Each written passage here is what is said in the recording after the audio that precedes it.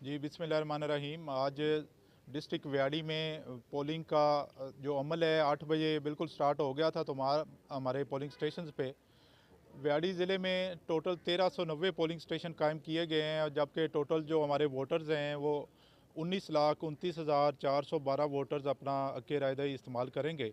हमने वोटर्स को फैसिलिटेट करने के लिए तमाम तर अरेंजमेंट्स मुकम्मल किए हैं। हमने इंश्योर किया है कि तमाम वोटर्स जो तशरीफ़ लाएंगे उनको हर तरह से फैसिलिटेट किया जाएगा। बिलखसूस जो ख़वातीन हैं, डिसेबल्स हैं, उनके लिए स्पेशल अरेंजमेंट्स हैं।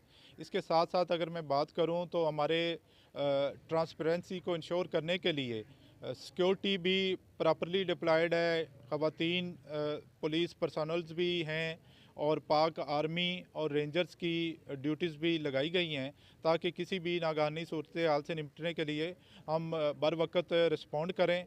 और